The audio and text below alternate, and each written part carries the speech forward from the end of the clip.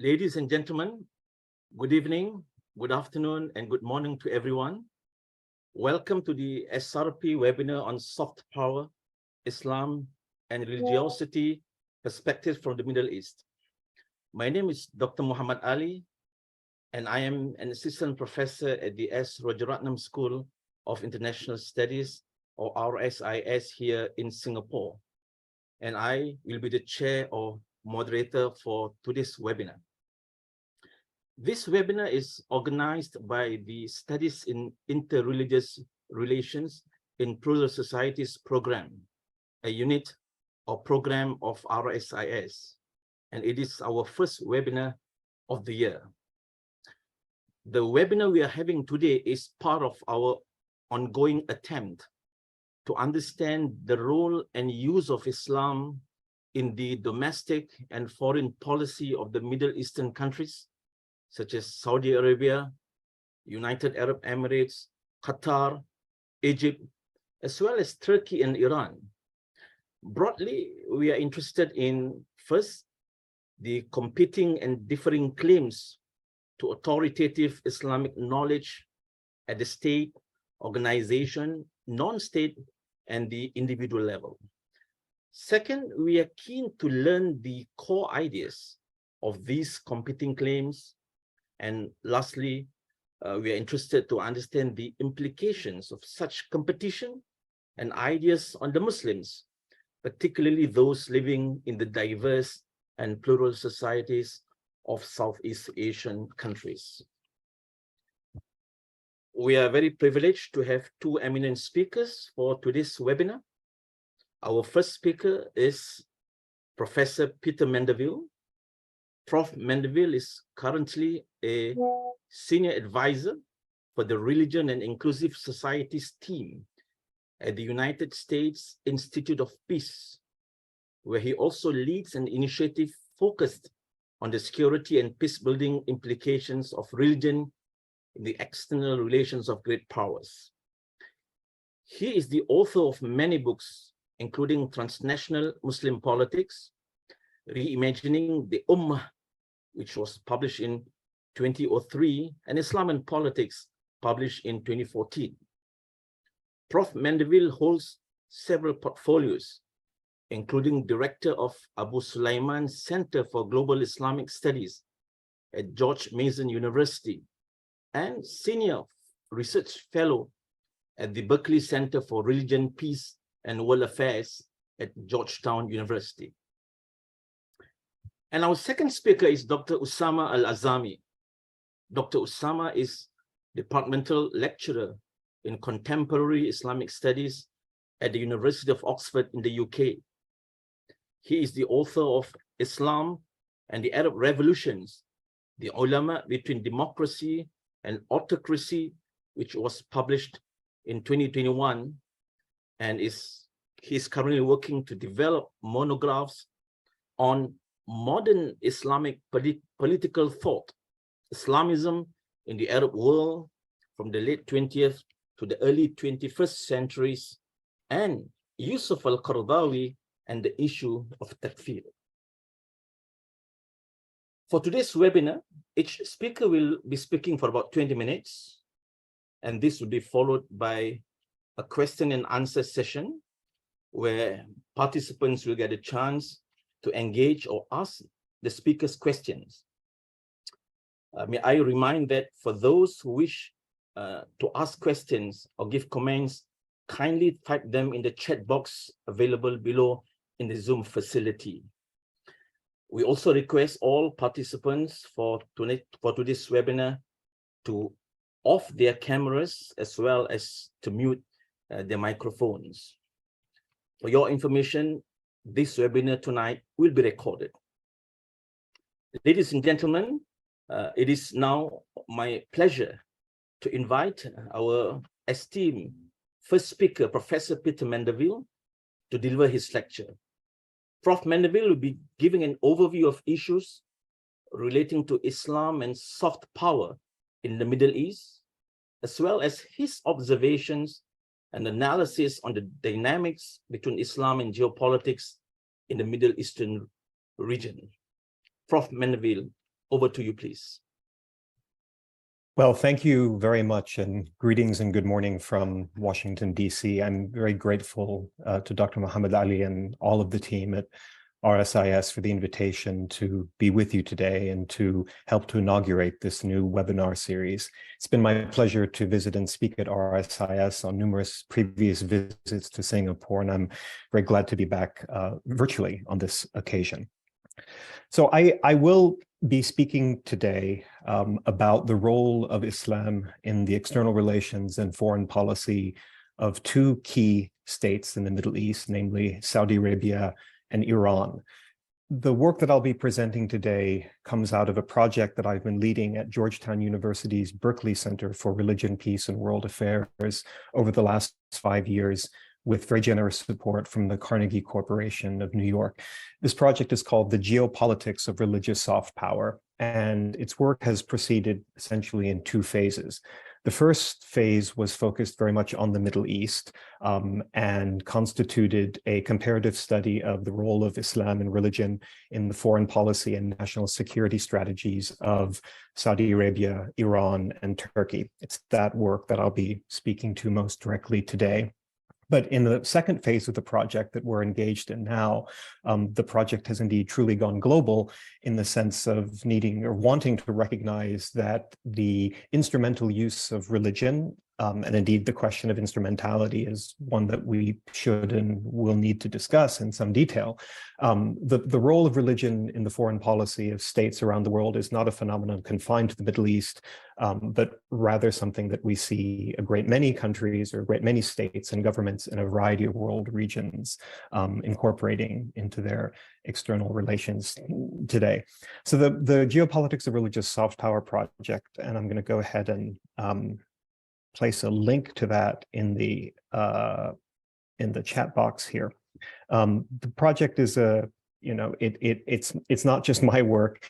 We've really recruited a truly global team of fantastic scholars who have been contributing to the project, providing working papers, short documentary films, a wide variety of products. So I'd encourage you to visit the project site.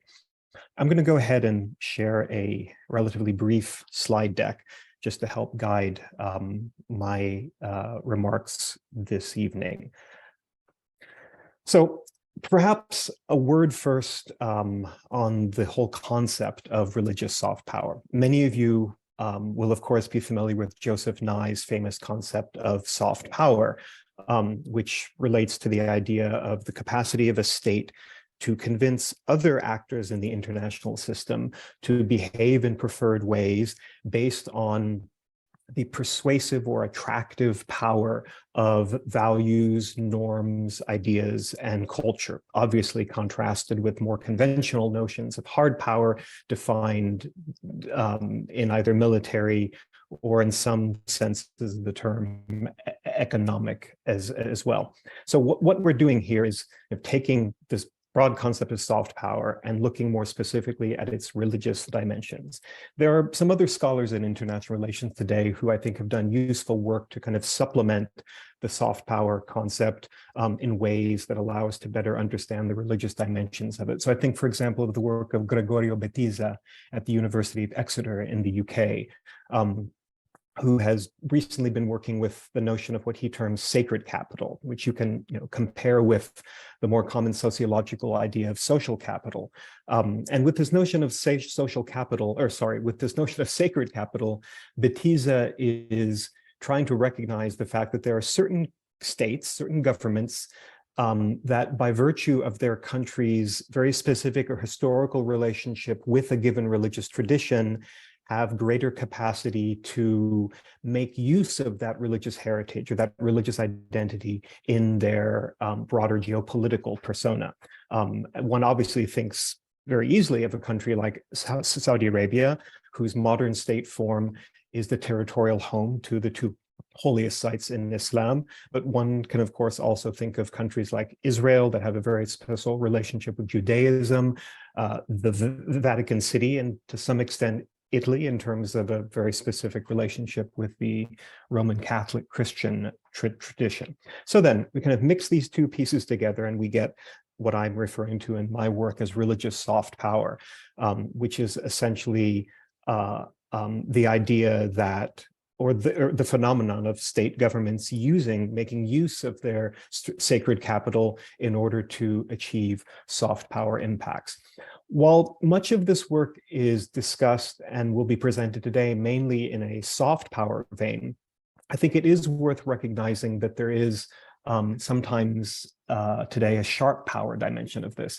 The notion of sharp power is one that's been recently introduced into the lexicon of political science, mainly by a couple of scholars based at the National Endowment for Democracy here in Washington, D.C.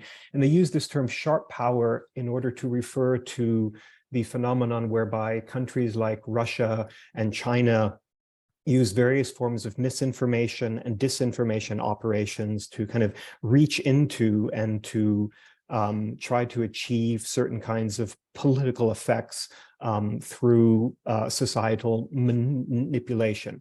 And I think it's worth recognizing that there are aspects of what we're calling religious sharp power that emanate from a number of countries around the world today that sort of function in this sharp power vein. So while I'll be talking mainly about the Middle East today, again, I want to emphasize that this is not a phenomenon confined to the Arab world or the Middle East or the Muslim majority world by any means.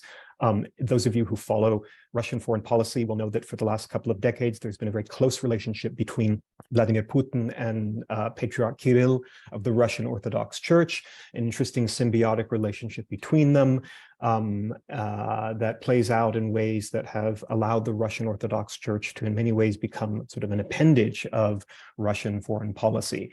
The Modi government in India today has very close connections to a number of Hindutva, sort of ideological Hindutva-based movements that are also active, particularly in a number of countries in Asia.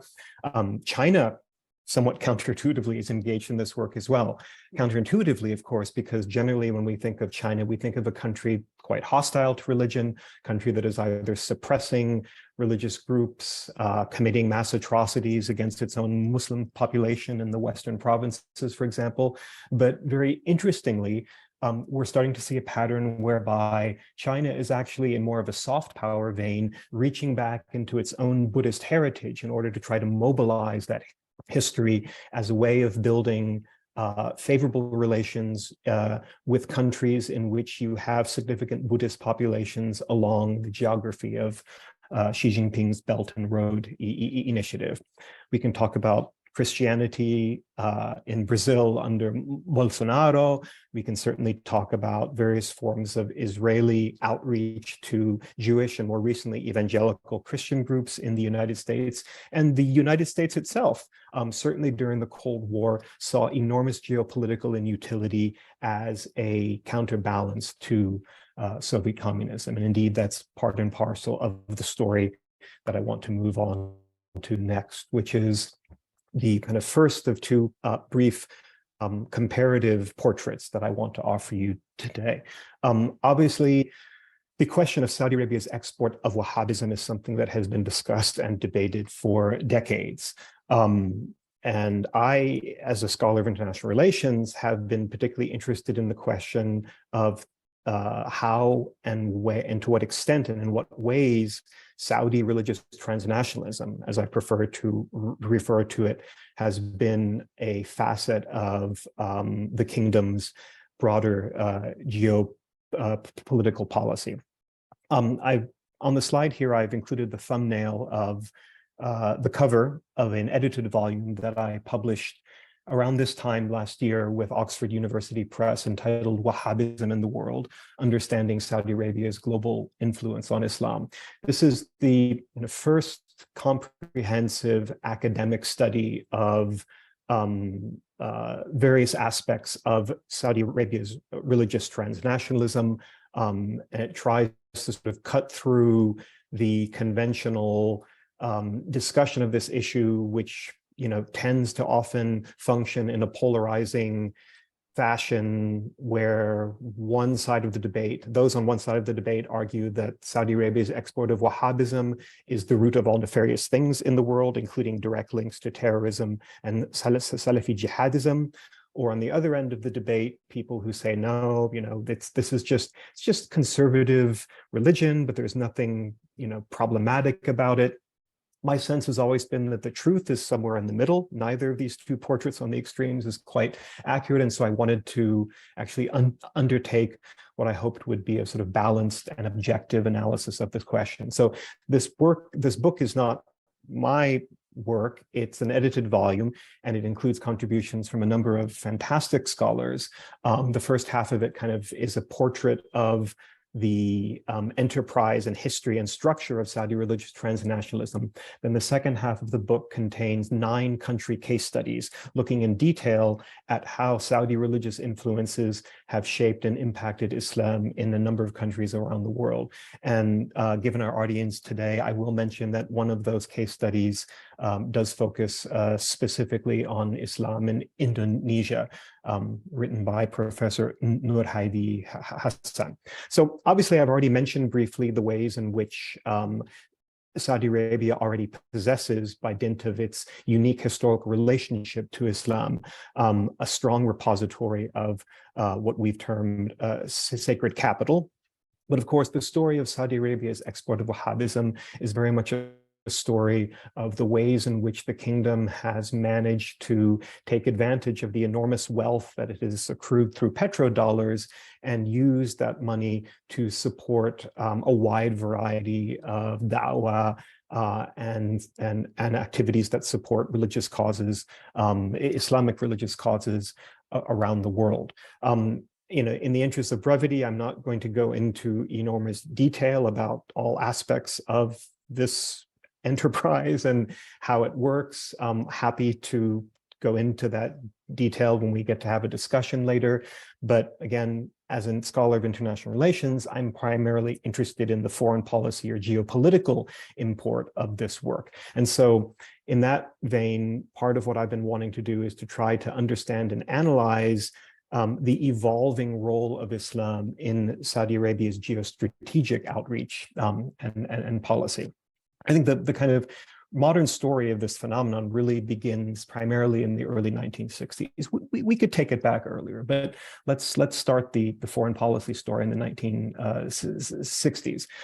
I already alluded to the idea that the question of instrumentalism is one that we need to get into. And I think it's very important to recognize that while we certainly can, I think, attribute some geopolitical instrumentality to much of the religious soft power activity that I'm going to be talking about today, I think it's also important to recognize that Saudi Arabia's royal family and rulers also engage in this activity, I believe, out of a genuine sense of religious obligation, in the sense that as the Saudi kings later came to be styled, the custodian of the 2 holy mosques, that the Saudi royal family had a special duty to Muslims around the world to provide support for Islamic causes.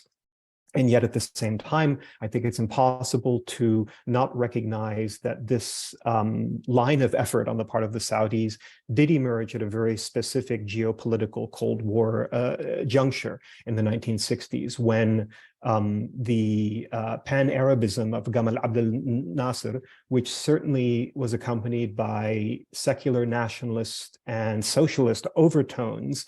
This was a time when Egypt was Saudi Arabia's chief regional rival. And it's very clear, I think, when you look back at the historical record, the advent of modern Saudi religious transnationalism, one dimension of it was very much aimed at blunting the influence of pan-Arabist trends emanating largely from Egypt. This begins to change, I think, in the aftermath of Iran's revolution in 1979, when we see the sort of advent of a new regional politics of holier than thou between Riyadh and Tehran, concerns on the part of the Saudis that Khomeini's Islamic revolution may spread throughout the region, and managed to essentially overtake Saudi Arabia's claims to be the preeminent Muslim voice in geopolitics. And so we start to see a lot of the Saudi religious export activity diverted in ways that is primarily designed to blunt Iranian influence. It's not exclusively a geopolitical story, however. So for example, in the early 1990s, we suddenly see a lot of Saudi money for religious causes starting to show up in parts of sub-Saharan Africa, which is a new geography for Saudi religious funding.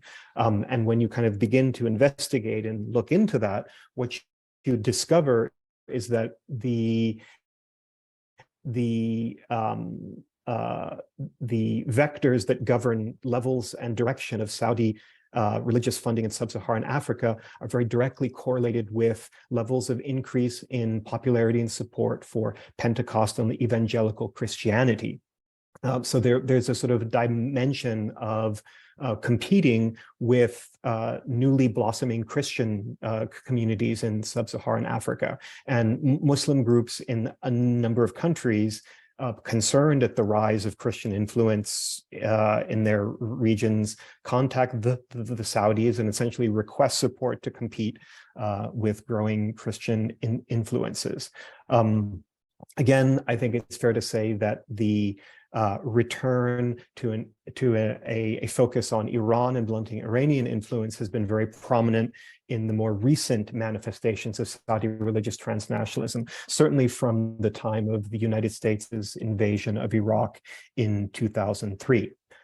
Now, there's a sense, I have to admit, that this book, the Wahhabism in the World book, in some ways is kind of, it's an interesting historical document, but I don't think it really tells us much about what contemporary trends and patterns of Saudi religious transnationalism look like. Part of that is simply the reality that while reliable data is hard to come by, we do know that Saudi Arabia has significantly reduced the amount of resources that it devotes to exporting Wahhabism in recent years. The numbers have been coming down, with a few exceptions that we can go into.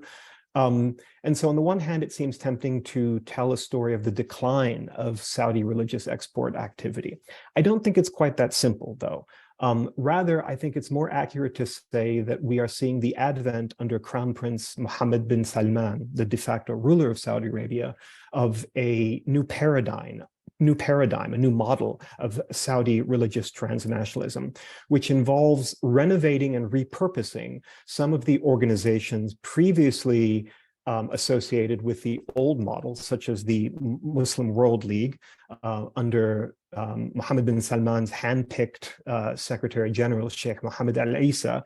The Muslim World League today has emerged as the centerpiece of a new strategy of Saudi religious transnationalism that is focused on propagating ideas of interfaith harmony and coexistence and tolerance, something that content-wise looks very different from the original discourse and manifestation of a rather rigid and exclusivist understanding of Wahhabism that we're familiar with from the previous model. In some ways, I hope I'm here laying the groundwork for some of the themes that Dr. Usaama will talk about after me. His very fine work, I think, does a fantastic job of exploring and illustrating the ways in which some of the GCC monarchies, particularly the Emiratis, the Saudis, the Qataris, have in recent years kind of created for themselves entire stables of religious scholars that have become aspects of their broader regional and geopolitical strategies, not just in the Middle East. I think it's interesting to say that there are aspects of the new GCC religious transnationalism that take in India and stretch all the way across to, for example, in Indonesia. If we think of recent developments such as the advent of the R20 in connection with Indonesia's recent presidency of the G20. So there's something new and different going on here that we want to explain. Let me move on briefly to just spend a couple of minutes contrasting the Iranian model.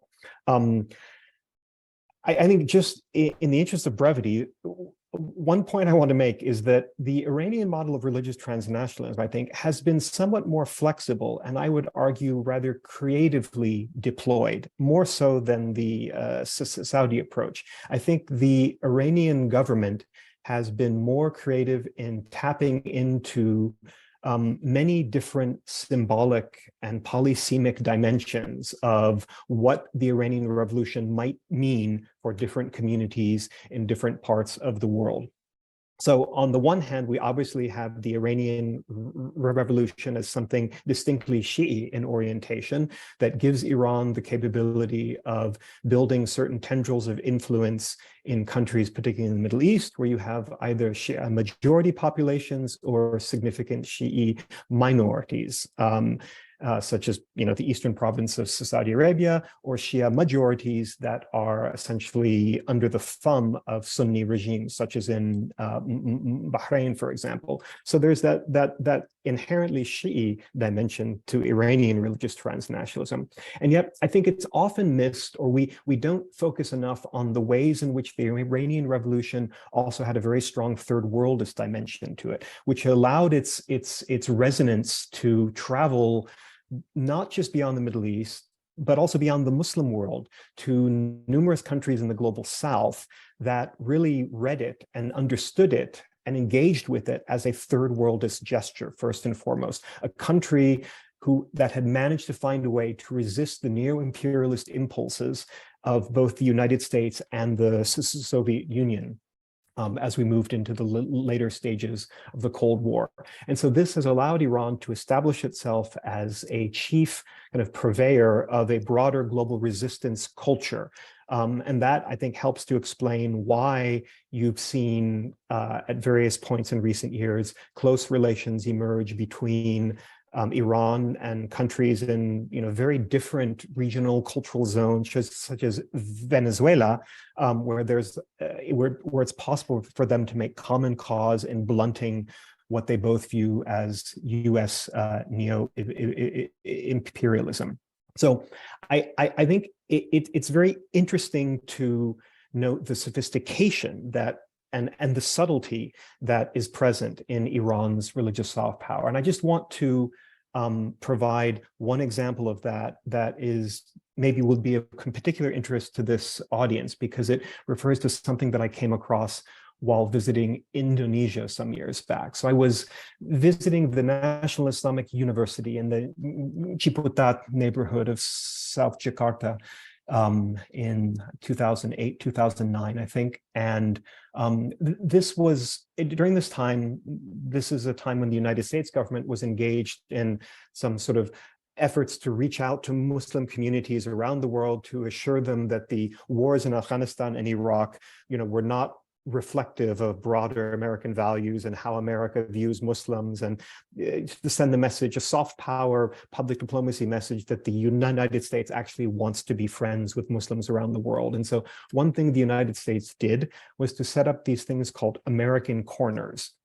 And these were basically little kiosks that they would set up at universities around the world that had mini libraries and a computer terminal where you could access little videos about life in the United States. And there were coffee table picture books and images of happy American Muslims.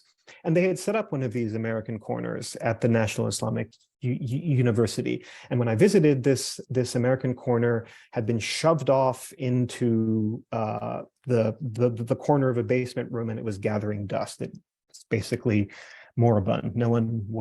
It wasn't active. It wasn't being used.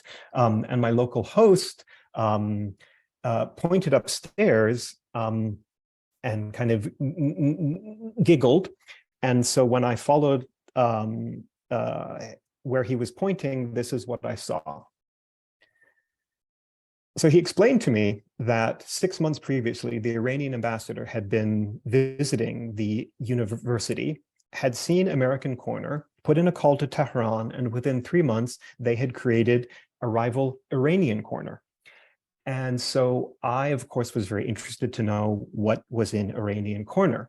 And it maybe speaks to my own biases and assumptions that, I thought that when I arrived at Iranian Corner, it would be like a shrine to the glories of the Islamic Revolution. I expect there to be posters of Imam Khomeini everywhere, you know, his collected speeches, videos of him giving fiery speeches.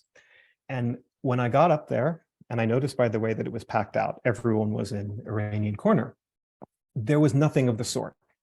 It was as if the Iranian Revolution had never happened, because Iranian Corner in Chiputat was basically a historical library devoted to Persian contributions to Sufism, right? So that right there, I think, exemplifies and captures the subtlety and the sophistication, right? Talk about knowing your audience, right? This is Iran wanting to speak directly to the NU traditionalist strain of Islam in Indonesia, and I think doing so in a very brilliant way.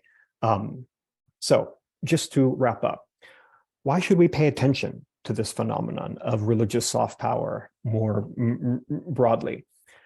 Well, part of it, I think, is just that the dominant tradition of realpolitik and realism in international relations has tended to suggest to us that religion doesn't matter, because it's really all about national security and hard power. And I just think that events of the last couple of decades have made very clear that identity, culture, values, ideas do matter very much. But I also think that it's important to be paying attention to these issues at the present time, because we are in something of a world order interregnum.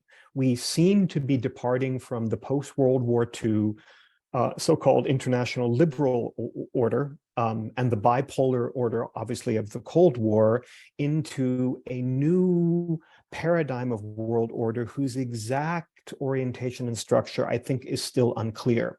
And I think these movements of world order shift are important because when world order shifts, people tend to go searching for a new compass point, a new reference point to help us thematize the era, to allow us to know what it all means, right? So, you know, when the Cold War ended, you can think of a couple of American versions of those new narratives being things like Francis Fukuyama's End of History thesis or Samuel Huntington's Clash of Civilizations thesis, right? So we go looking for these new kinds of stories, and religion as a source of meaning, of purpose, of identity, I think, has particular salience during these moments. I think looking at this new religious diplomacy is also a way of helping us to understand the changing nature of alliance structures. So the very interesting religious connections that link Saudi Arabia to India to Indonesia is in part also describing an emerging geostrategic alliance structure that is something different and new for all of the parties involved there, and where religion plays a role in helping to build out and to underpin and solidify the dimensions of it. And I just think these topics are particularly interesting for us to pay attention to as we move into what many scholars and analysts today are, I think, rightfully describing as a post-Western world, where the entire, where the sort of sources of structure and meaning in international politics are going to perhaps come from quarters and locations other than where we're conventionally used to looking. So I'll thank you very much and very much look forward to hearing from my friend and colleague, Dr. Usaama now. Thank you. Thank you so much, Professor Mandaville, for sharing very interesting insights on the key issues related to Islam and soft power in the Middle East, particularly in Saudi Arabia and Iran. May I now invite our second speaker, Dr. Usaama, to provide his lecture. Dr. Usaama al-Azami will share some insights from his assessment and studies on the divergent religious thinking of the contemporary Muslim religious scholars and thinkers. Dr. Usaama, over to you, please. Thank you very much, Dr. Muhammad Ali, for your generous invitation. Thank you for all the attendees. And thank you also to Peter for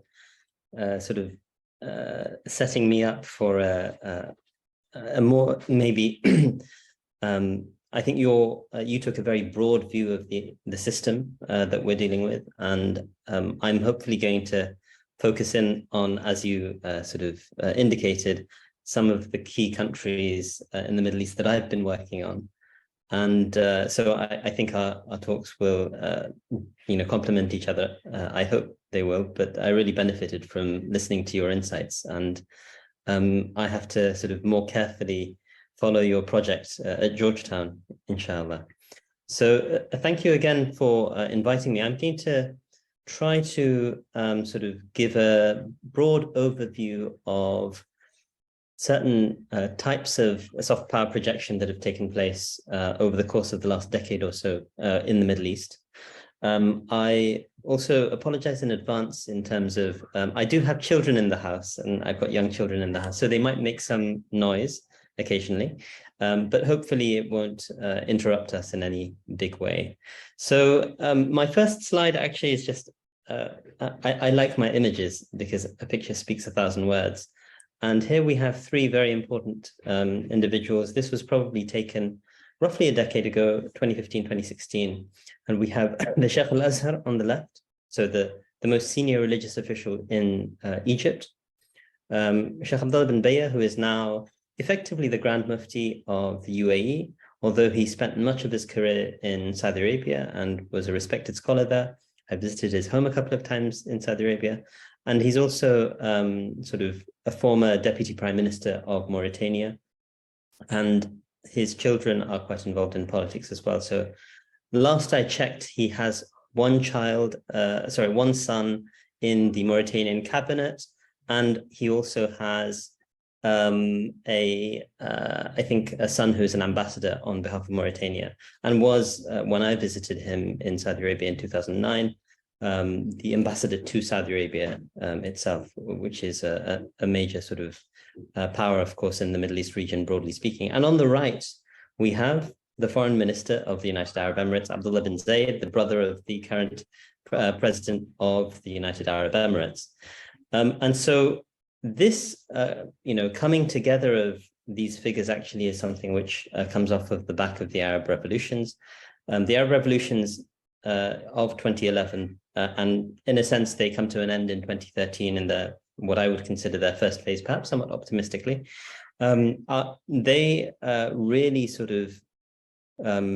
illustrated the potential threats faced by these autocratic regimes on the part of popular uprisings, on the part of Islamist groups and the like. And so, the formation of a new configuration of soft power projection really accelerates from, in particular, I think 2013 onwards. So I'll be talking about some of that, but I should say that Islam has, long been a major locus of ideological contention in the region. The nation state, of course, is an importation from Europe of an idea of how to organize large political entities, the source of legitimation in the region is very often religious, not universally. I mean, one doesn't imagine that a country like Turkey, sets a great deal of store by religious legitimation, notwithstanding the fact that the AKP have been in power for over 20 years at this point. But in many of these countries, Saudi Arabia, Iran, Turkey, I mean, these are the three largest in terms of economic power, Egypt, the largest in terms of population. These, countries are, I think, quite notable in the way in which they try to promote soft power through the utilization of religion. I've put the UAE and Qatar next after the big players, so to speak, but they are really the new kids on the block who, by virtue of their oil wealth, have been able to really start projecting aggressively their power. And in the UAE, we're really talking about Abu Dhabi Emirate. But in both cases, I think the best work on this so far has, in my view, been David Warren's, although my own book, which looks at a more specific ulama debate, in the course of the Arab revolutions that straddles Egypt, the UAE, and Qatar, and to a certain extent Saudi Arabia, does touch on some of these sorts of issues as well. And then, some of the older players, in a sense, Jordan, Morocco is a different kind of player, but has actually got considerable influence in the sort of West African region. And then we have, I've just included Indonesia because Indonesia is, of course, the most populous Muslim country in the world. And it's important for us to just recognize that Indonesia, in some respects, makes up a large, with over 200 million people, or is almost half the size of this entire region, as it were. So, and Indonesia has been, as you will be quite familiar, quite active in promoting particularly through Nahdlatul Ulama, a certain kind of projection, including in the Middle East region. And, in the UK, I've been also witnessing this with the NU office, I think, in London. So soft power projection has a number of methods. And I wanted to highlight in the Middle East in particular, the cultivation of scholars. So you have figures like Abdullah bin Bayya is identified here. And you have Shawqi Allam identified here. I hope, please let me know if the sound in the background is coming through, because I can step out for a minute and just, resolve that, but please let me know if there's any noise issues. So Abdullah bin Bayya, Shawqi Allam, and here you have the current sort of ruler of the United Arab Emirates. And you have the cultivation of these sorts of scholars. If you'll forgive me for just a moment, I will be back in just 30 seconds. Let me, my son is really demanding my attention. Please forgive me for a moment.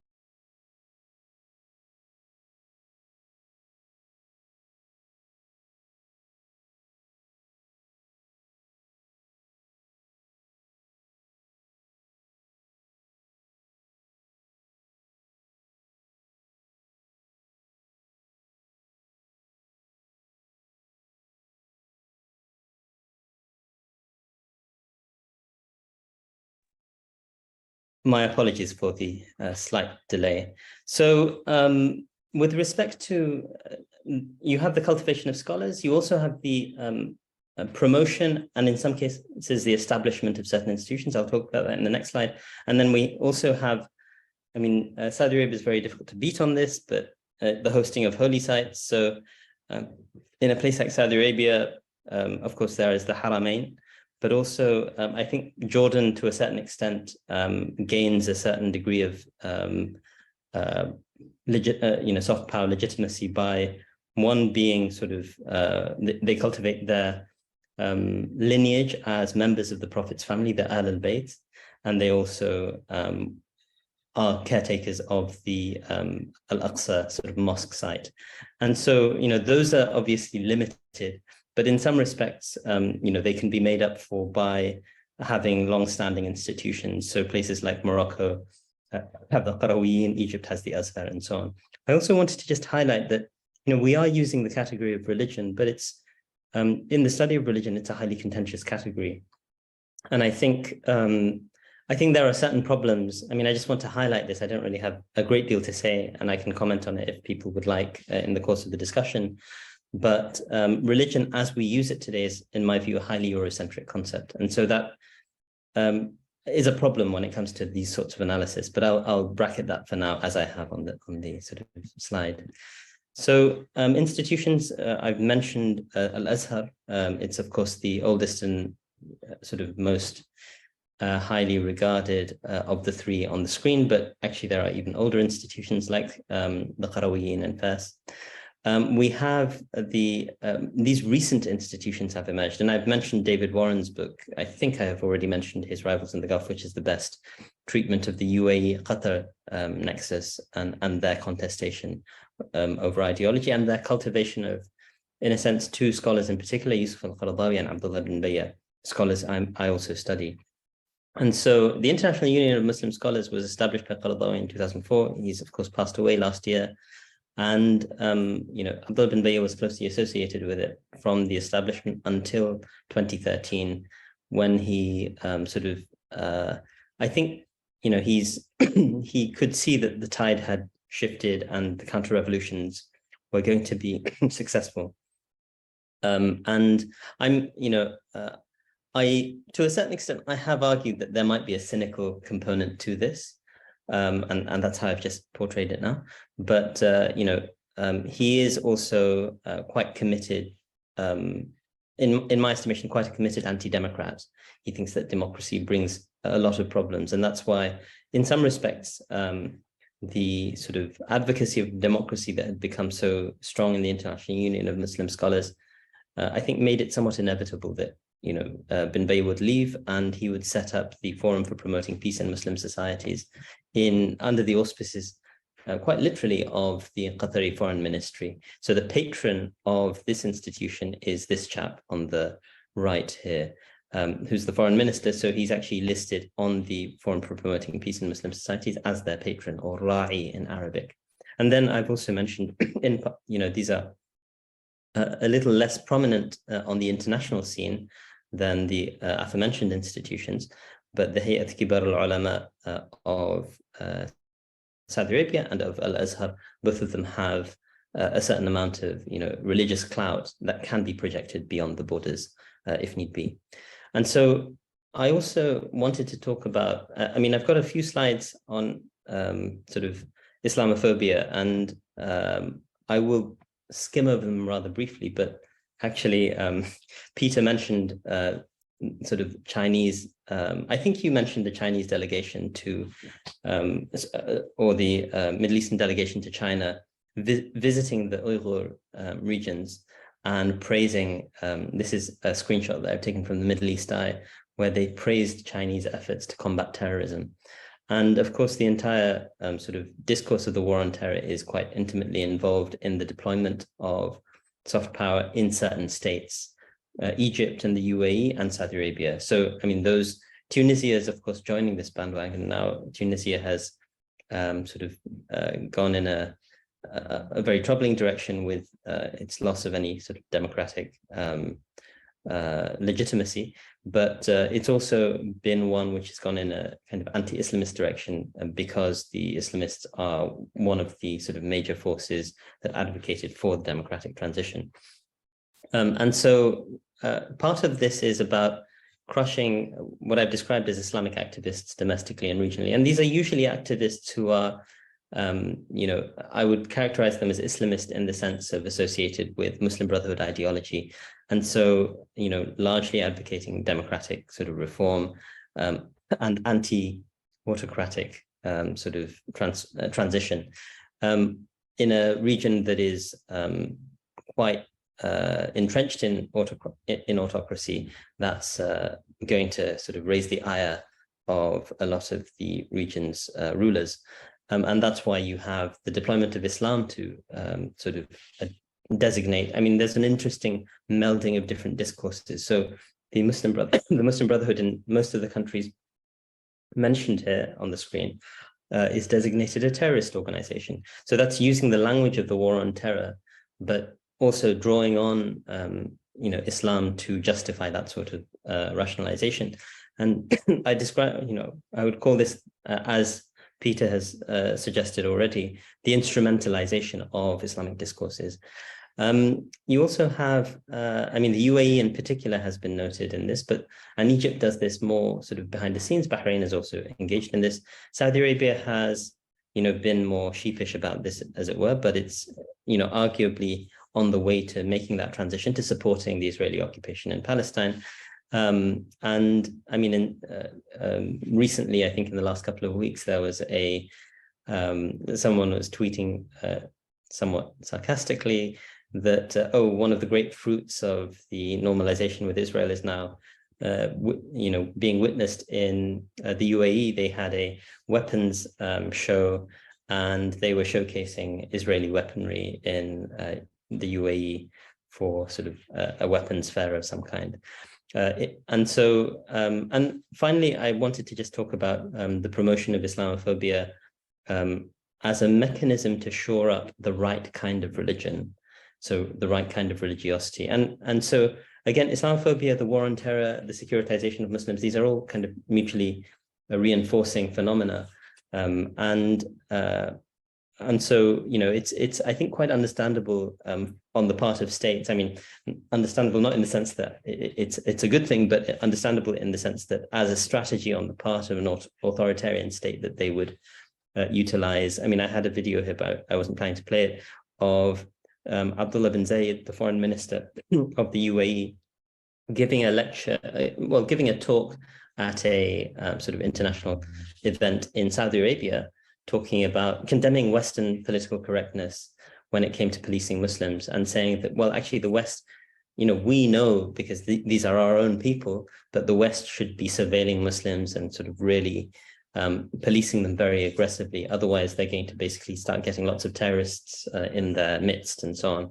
And I forget, I mean, the language is quite chilling in many respects. He also, in 2018, I believe it was him or some other UAE spokesperson, you know, attacked the sort of democratic, representatives in the House of Representatives, Ilhan Omar and Rashid Tlaib, for their sort of advocacy for Palestinian rights and those sorts of things. They basically were saying that, I mean, their attacks on them mirrored in many respects the sorts of Islamophobic attacks that you expect from the likes of Fox News.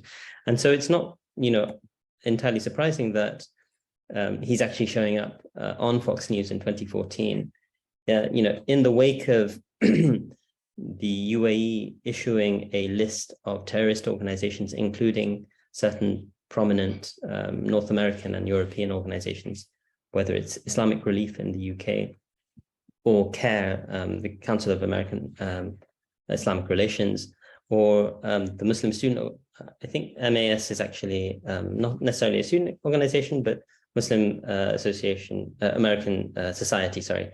But it's kind of, it has ties with the Muslim Brotherhood.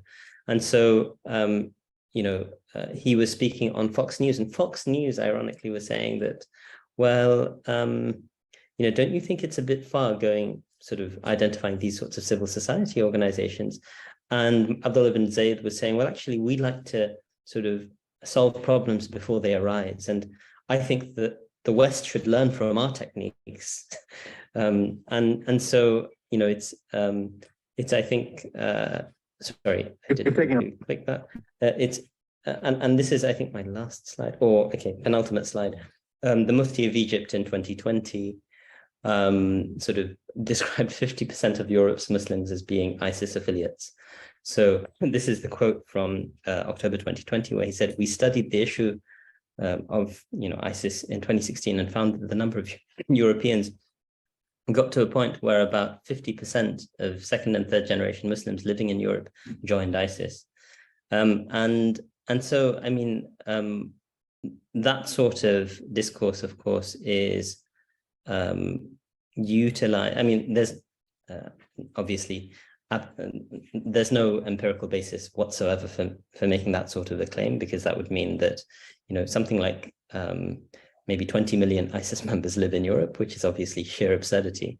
But you know, it's just fascinating to see the intervening in these sorts of discussions. This was kind of clipped and translated and sent around the world on Twitter and other social media. That you know, soft power projection in certain parts of the world can be extremely deleterious, I think, for Muslims, and that's why in foreign policy around this time, I mean, this was earlier than the clip from the last slide. A couple of journalists argued that the Arab regimes were the world's most powerful Islamophobes, and you know, there are you know, there is research to be done to what extent they are actually actively and systematically funding that sort of thing. I think there has been excellent work done already by people like Farid Hafiz with the Islamophobia European report.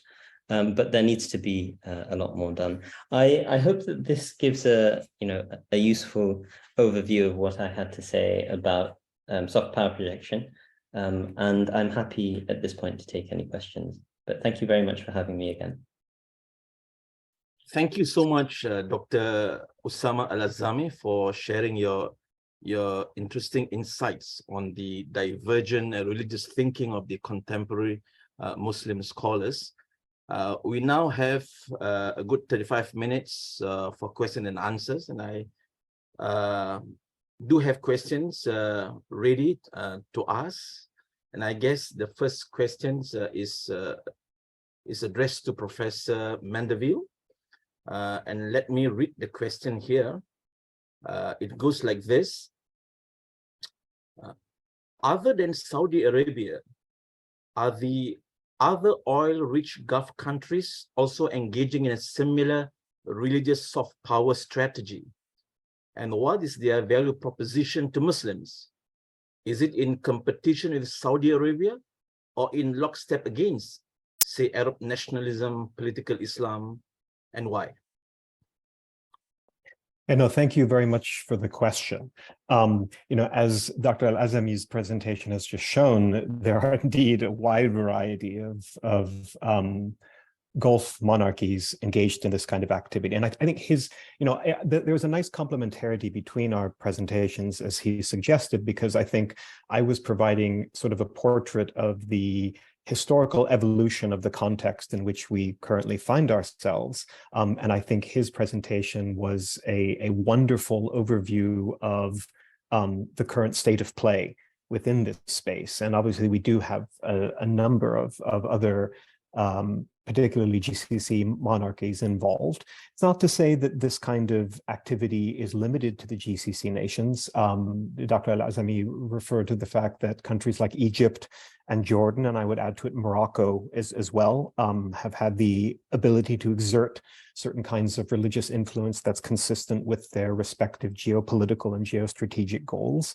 And I think something that perhaps didn't come through as well as it might have in my own presentation is that, even during the sort of the golden age of Wahhabi export activity from the 1960s through the 90s, it's not that Saudi Arabia was alone in engaging in this activity. The Kuwaitis, the Qataris were involved in it. And the Libyans as well. I think it's worth, we often kind of leave Libya out of this story, but there are very interesting ways that Muammar Gaddafi used Libyan parastatal organizations to support religious causes in places like Europe, for example, that were directly designed to compete with Saudi Arabia. So that element of competition not only was present historically, I would argue that it continues to be present today.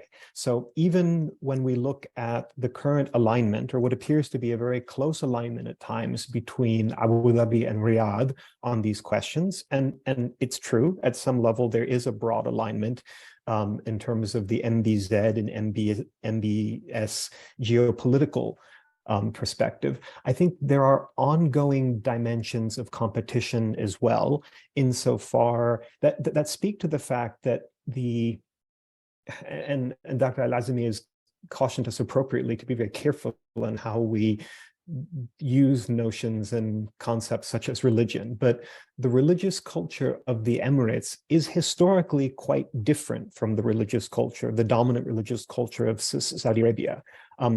At one level, this is the difference between a dominant religious culture in Saudi Arabia that grew out of the interior heartland of the Najd region versus a maritime culture on the Emirates that just naturally brought that country in greater contact with broader transnational religious influences. And so there are meaningful differences that manifest themselves, I think, often in quite subtle but important ways, so that scholars of international relations would want to talk about these countries playing a two-level game, if one is inclined towards game theory, that there's a certain level of the game in which the Emiratis and the Saudis work in close concert with each other with respect to these very interesting policies that Dr. al-Azami appropriately highlighted with respect to, for example, the seemingly counterintuitive support for Islamophobia, essentially applauding the Chinese for cracking down on their own Muslim population,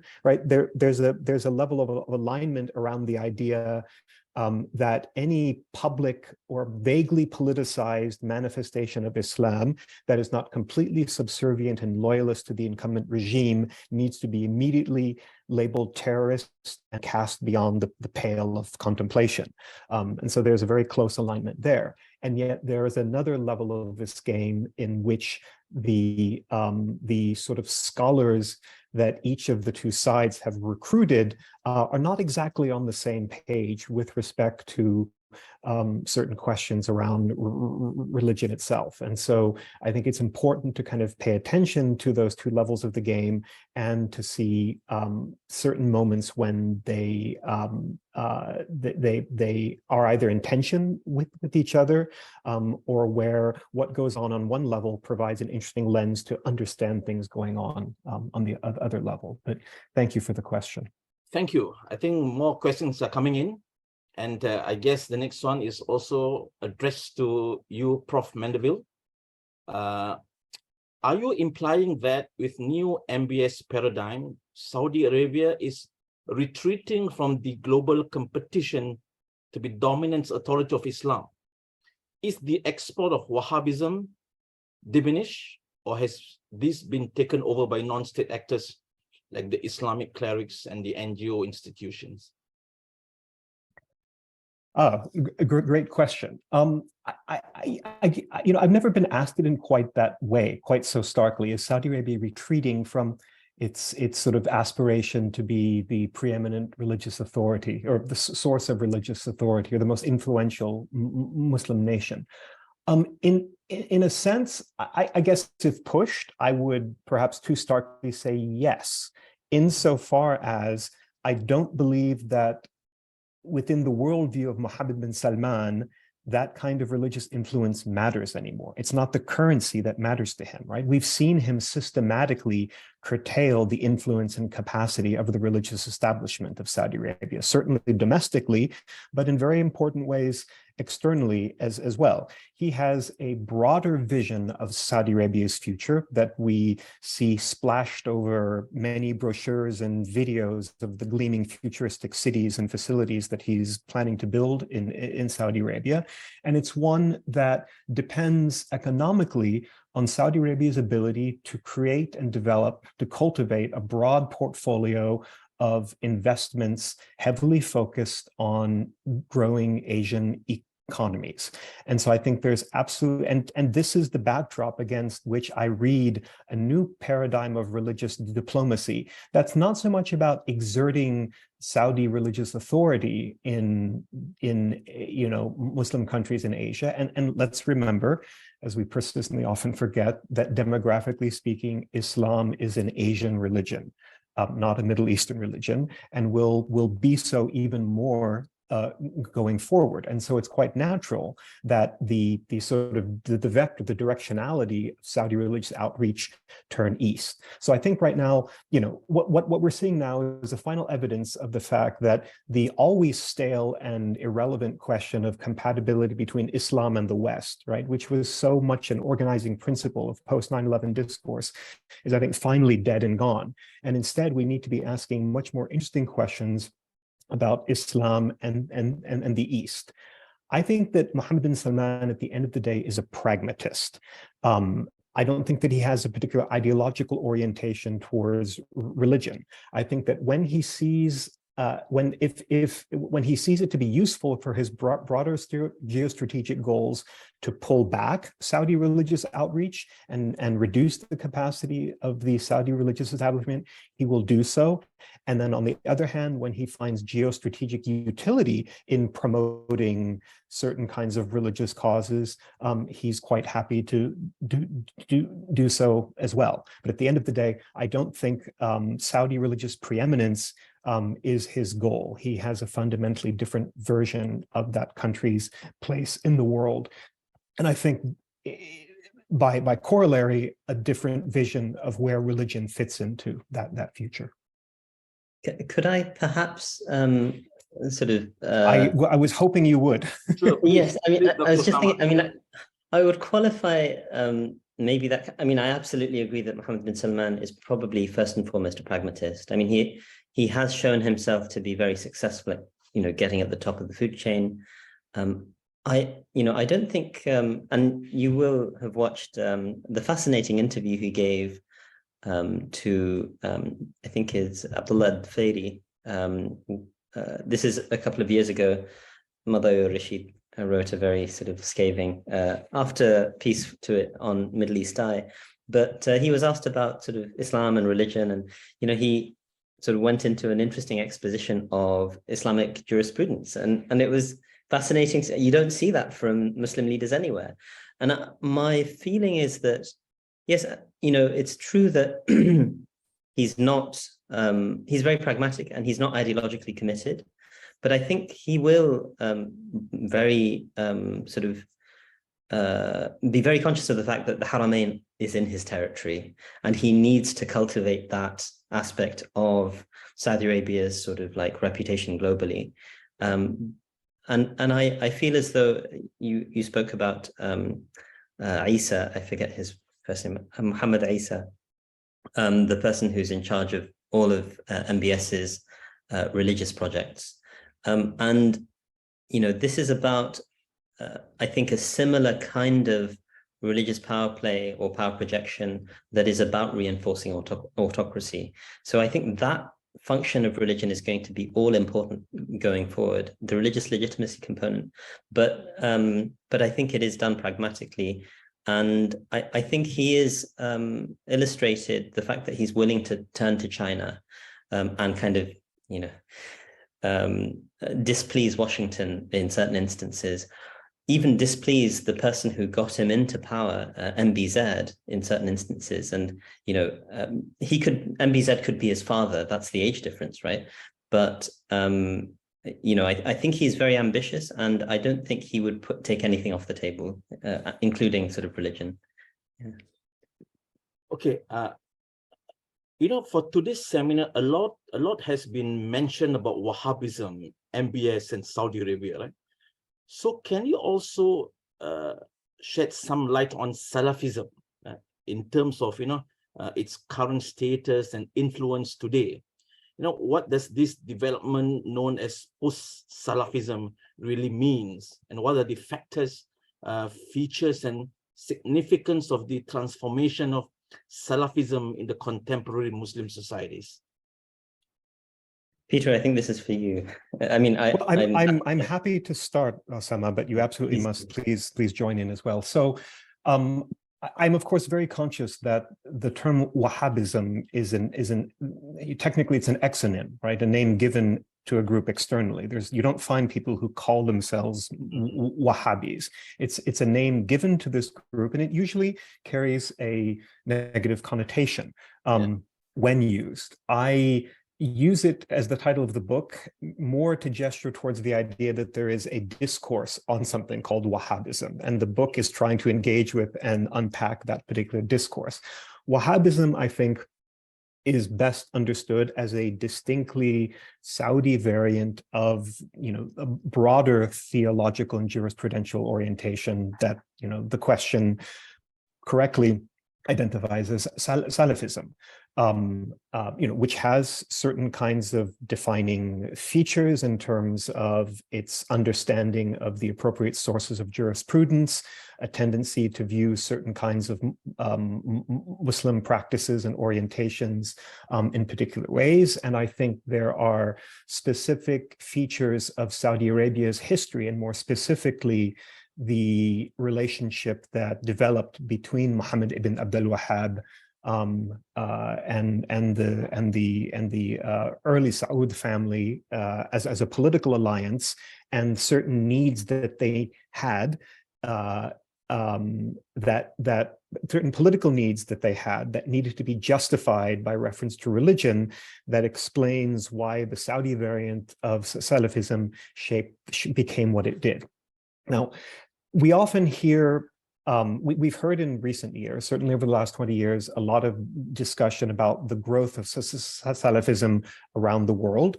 There's a very famous edited volume that came out 15 years or so ago, called Salafism, the largest Muslim movement, right? It was trying to signal that there'd been this enormous growth in Salafism around the world.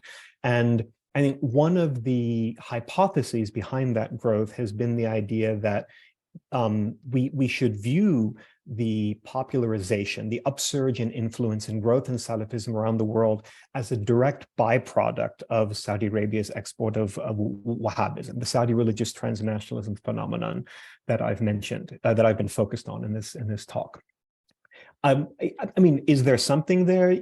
Yes, it's certainly the case that the literally dozens of billions of dollars that the Saudis have spent on supporting religious causes, that has included funding for textbooks and lecture tours by prominent Salafi preachers, has had some impact in this respect.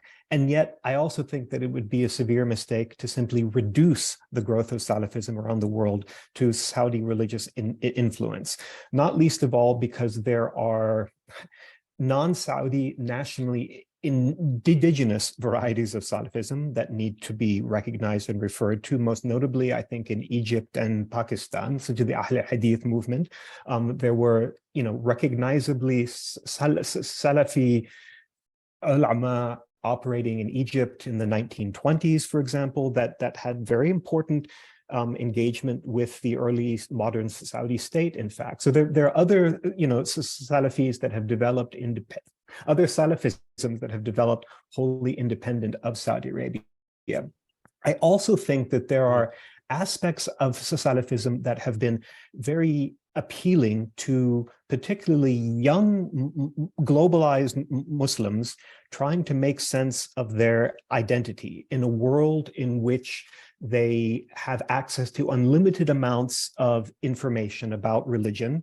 And no matter what question they ask, they get told 300 different things is the correct Islamic interpretation of a given question.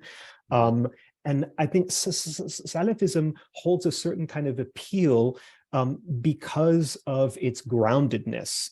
Temporally, it has a certain structure to it that solves a certain kind of problem that particularly the sort of young, modern, inquiring Muslim mind confronts today.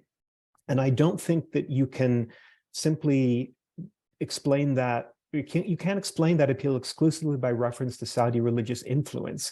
It's more to do with the changing nature and structure of knowledge production and information circulation in the Muslim world, and certain kinds of, I guess you would say, epistemological problems that Salafism helps people to solve. But Usaama, please. No, that's a wonderful answer, actually. I mean, I'm just going to pick up on the last point that you made. And I think there's something, I mean, I haven't seen the literature on this, and perhaps you can actually direct me to some of it, but like the positivist epistemology is something which Salafism very much can relate to. What's the evidence? I mean, this is the kind of like mantra which used to be said in London in the 90s. What's your dalil, brother, right? And so, that aspect, it really appeals to the sort of positivist epistemology, which is kind of popular in our day and age, that thinks about, scientific knowledge as being directly accessible. Why do I need to lean on authority? What's tradition got to do with it? If I can go back to the sources and see the evidence for myself. So I do think that element is there. I'd be remiss not to refer to Henri Lozier's fantastic book, The Making of Salafism, which also traces the complicated genealogy of the term, because Wahhabism and Salafism, there's, I think, an ongoing debate. I have colleagues who say Frank Griffel won that debate, and other colleagues who say Henri Lozier won that debate. But there's an ongoing debate in my mind between, is Salafism a kind of transhistorical, pre-modern phenomenon that goes back to Ibn Taymiyyah and certain types of Hanbalism, or is it something which basically is associated with, Muhammad Abdu and the movement that in some respects, generates a lot of modernist tendencies in our own time? And Henri Lausière seems to suggest that the term goes through a transmutation. It's misunderstood in the early 20th century by European scholars. So I think you're absolutely right to highlight Wahhabism as a distinctly Saudi phenomenon. I remember I was once hosting Prince Turki al-Faisal. It happened in a very strange way. Prince Turki al-Faisal at the Lawrenceville School in sort of Lawrenceville, New Jersey, where he was an undergraduate. Where he went to high school there, and I happened to be teaching there Arabic at the time. So I was very sort of fortunate to host him.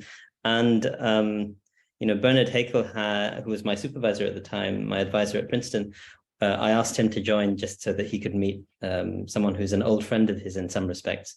He was saying, "Oh, we're all Wahhabis now," because Bernard Haeckel had given an interview, I think, to the New York Times, and he was clearly irritated by the use of the term Wahhabi. So you're very right to say this is an excellent. I personally try and avoid using the term because, like, I have too many sort of Muslim brothers and sisters who I would offend if I did that, or if I do it, I say I'm using this in a purely academic sense. But yeah, I think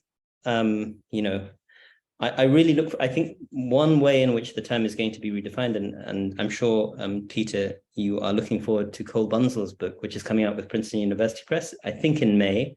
It's called Wahhabism, the History of the Militant Islamic Movement.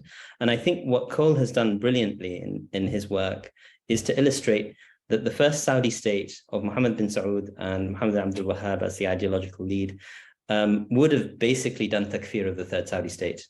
Right, they were extremely sort of intolerant of any other Muslim group, and his dissertation was called Manifest Enmity, showing hostility towards anyone who doesn't uphold the correct theology. The third Saudi state isn't like that at all.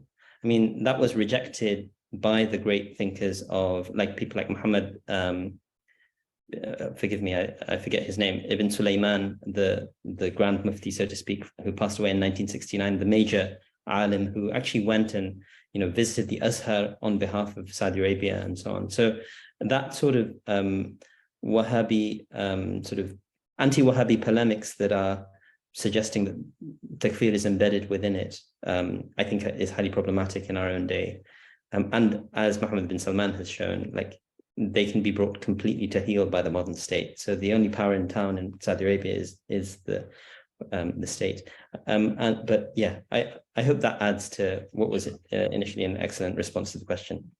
Thank you. A question for Dr. Usaama.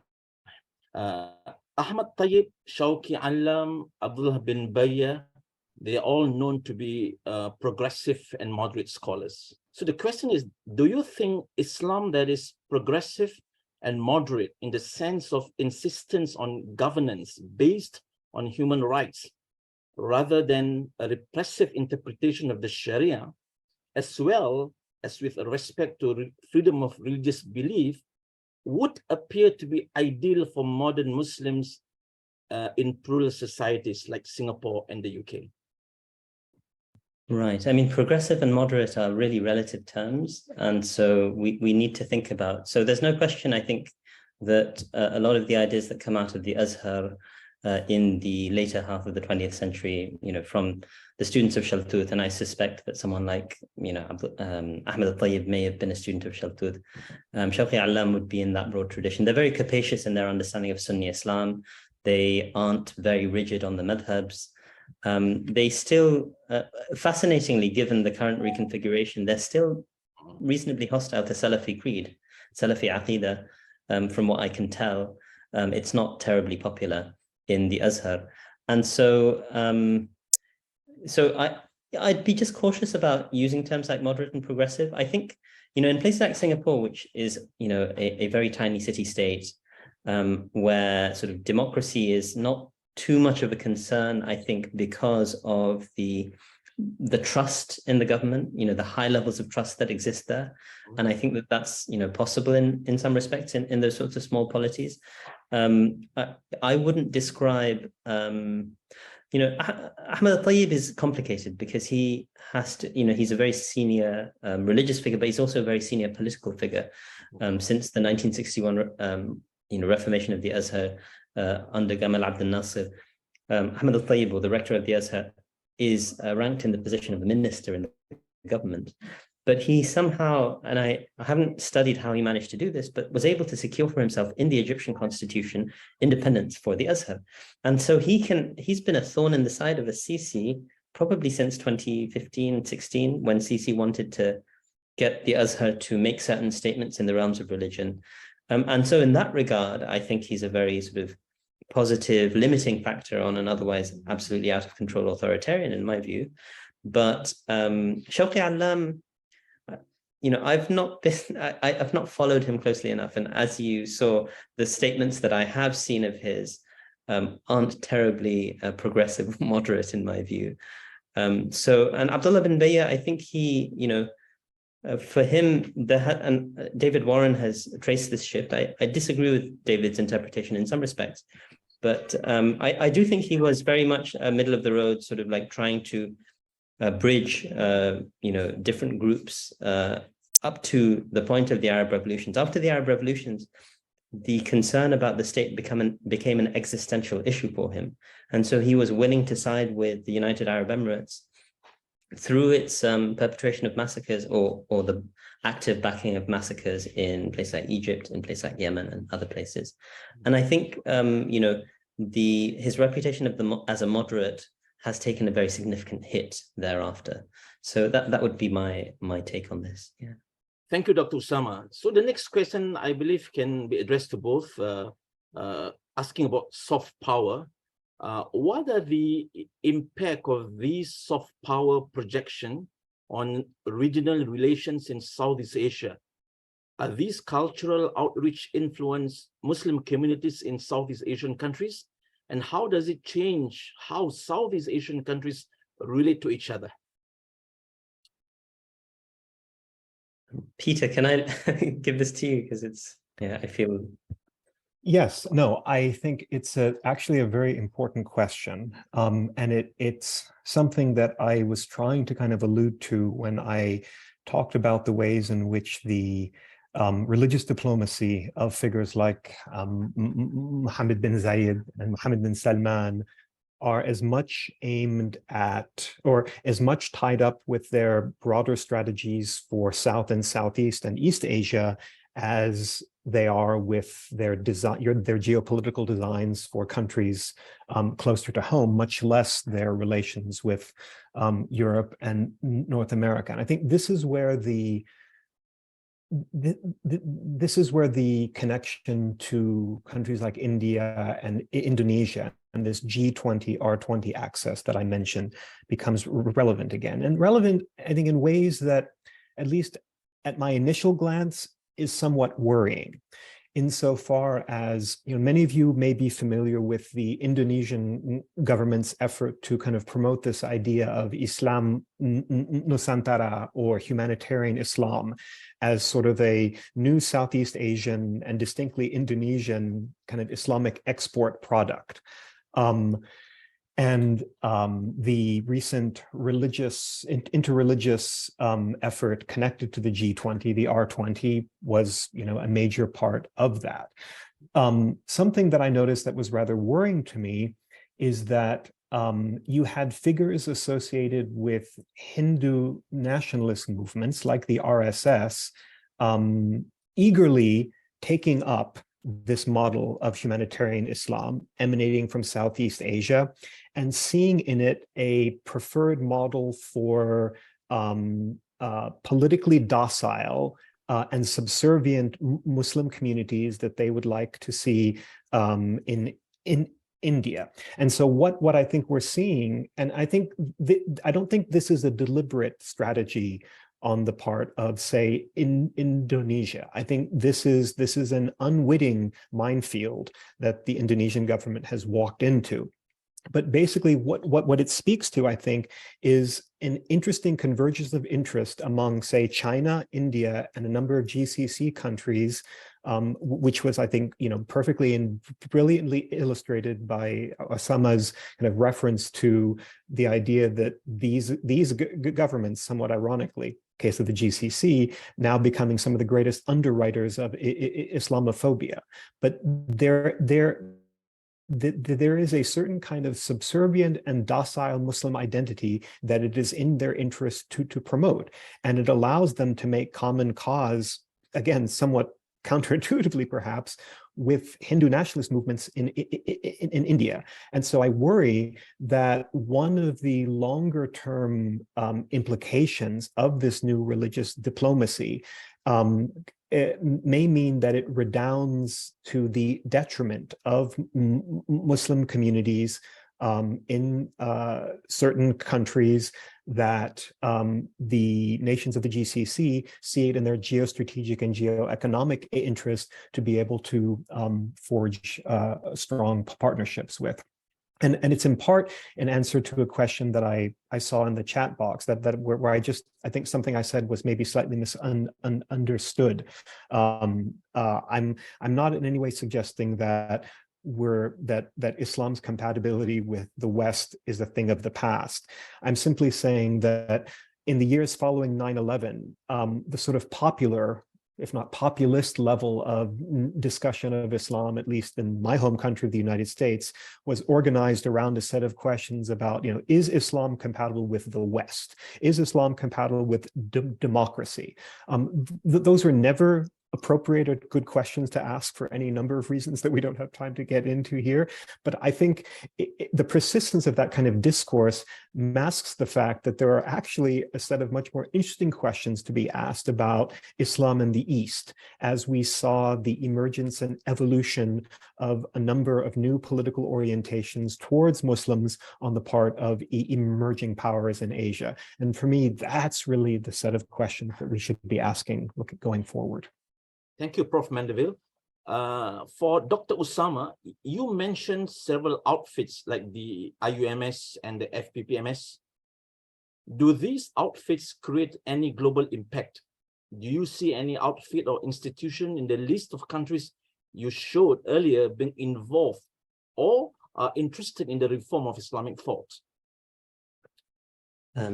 Sorry, the last part, it said, are they interested in the reform of Islamic thought? Okay, so Islamic thought, correct. Do you see any outfits or institutions in the list you showed being involved in it, are interested in the reform of Islamic thought? I mean, I think in some respects, all of these are, I like David Burkey has a book called The Formation of Islam, and it goes on forever, right? I mean, until the modern period almost. And the reality is Islam is always in formation. And so these kind of debates which will transform the nature of what Islam is potentially.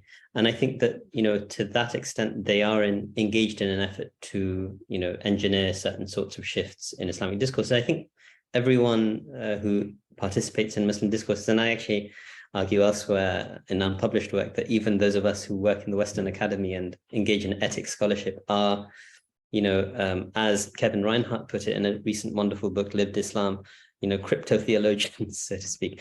But, I think before I go to that, I just wanted to add to the tail end of what Peter was saying and just highlight that, Indonesia's footprint has been felt in the UK in, rather concerning ways by British Muslims in some instances, because, the British Muslim community and major political parties in this country in the opposition were trying to have a certain definition of Islamophobia accepted. So the Muslim Council of Britain, the all-party parliamentary group on British Muslims, so it's a multi-party organization working from within the House of Parliament, was advocating for a particular understanding of Islamophobia to be adopted by the government in order for there to be some kind of measure of, behaviors which are or are not acceptable. It wasn't a legal definition, but it would have hopefully had some kind of positive impact. And one of the ways in which the Tory government quashed this was by sort of calling on, I want to say the foreign, maybe not the foreign minister, but one of the senior people, Secretary General of the NU. He was invited to a Tory conference, and there was a report published by Policy Exchange, the most influential think tank in the UK that was set up by the Tories. He said, well, actually, no, this is a distraction. Having a definition of Islamophobia will prevent the fighting of terrorism properly, which was precisely the line that was being adopted by the Tories. So, I mean, it's really, and I was very confused about what that was all about. And speaking to Indonesian students of mine and colleagues from that part of the world, Malaysian colleagues, seem to suggest that actually this is more about, Indonesia feeling that they are being able to project soft power, but there's not necessarily a great deal of reflection on the implications that it might have in other parts of the world. And I think this is the logic of the nation state in many respects, unfortunately. I've kind of distracted myself from the other question, which is about, are these having a global impact? And I think they are probably at an elite level, but not necessarily at a grassroots level. So I know that, Bin Bayyah has on several occasions come and done high-level meetings in the UK, whether with the Archbishop of Canterbury, whether with the sort of chief rabbi, or been hosted in the Houses of Parliament. And those are the levels at which they've been operating. When they come in that way, there's not really much of a consciousness of their presence in the grassroots Muslim community in a place like the UK.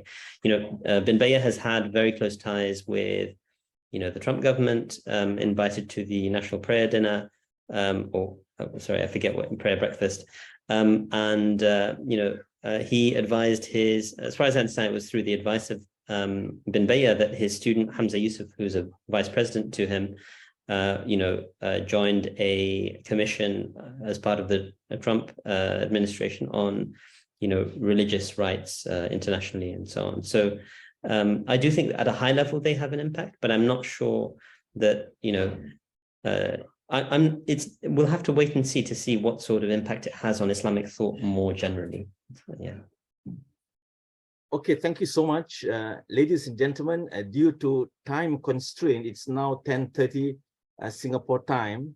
I do apologize for not being able to read out all the other questions that have been posed by the other attendees, but I believe that there will be many opportunities in the near future for all of us to engage both Professor Peter Mandaville and Dr. Usaama al-Azami. Are there any final thoughts, Professor Mandaville and Dr. Usaama, that you would like to say before we close our webinar tonight?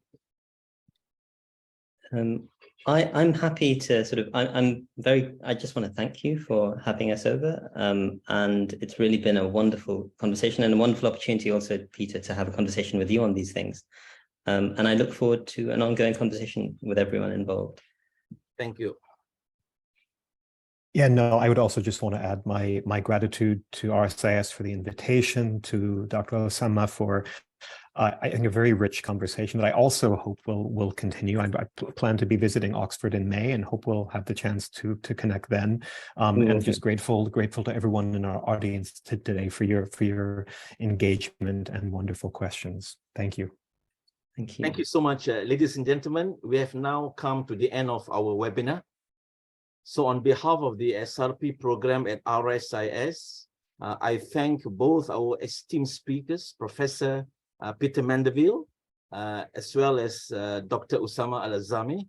Thank you so much for spending your precious time with us tonight and sharing with us your knowledge, your thoughts, and perspectives on the topic of our webinar.